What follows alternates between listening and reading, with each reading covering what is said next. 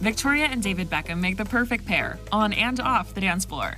The fashion designer and the soccer legend joined forces for a fun salsa dancing lesson and brought their 11-year-old daughter Harper with them. Me and David and Harper are going salsa.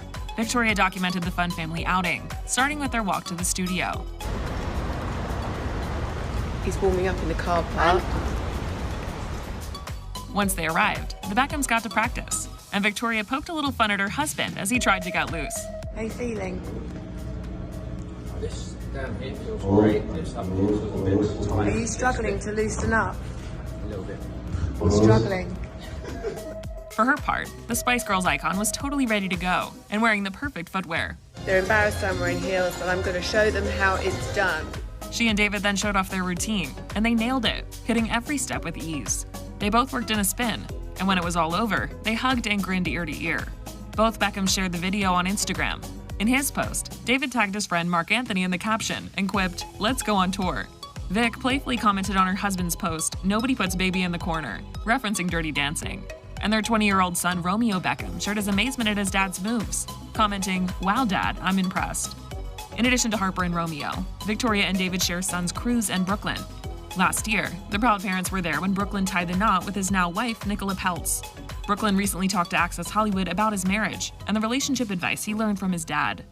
Brooklyn, I love that, and I mean this sincerely, that you have really adopted the advice of happy wife, happy life.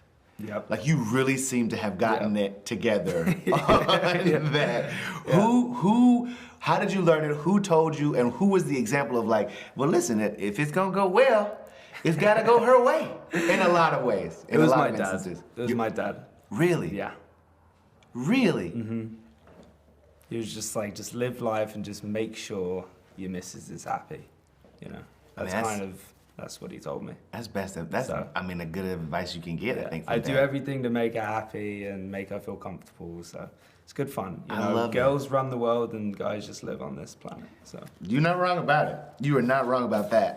It is cool to think about your dad giving you that advice, and now being we're almost a year now away from the anniversary of you guys' wedding. Yeah, we got married in April last year. So doesn't it fly by? Crazy.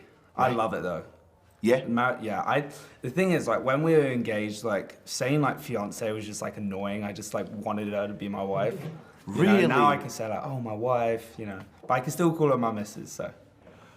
Brooklyn, I don't know that I've ever fallen in love with someone I have interviewed in such a quick amount of time. You literally just said calling her my fiance was like annoying because I wanted to call her my wife.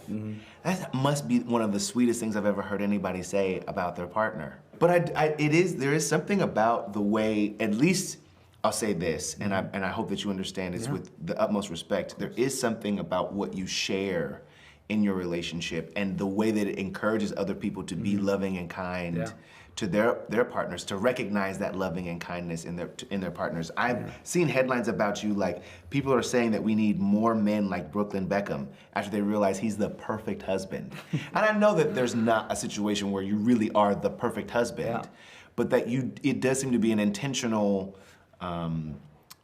message that, like, I love my wife, and I'm doing everything I can to make her life as great as possible.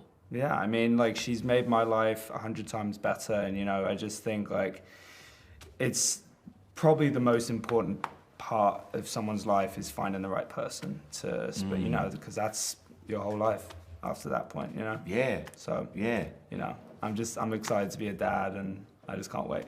Wait, so you do want to do the larger family thing? Are you guys going to follow your own models with, like, the big family? Yeah.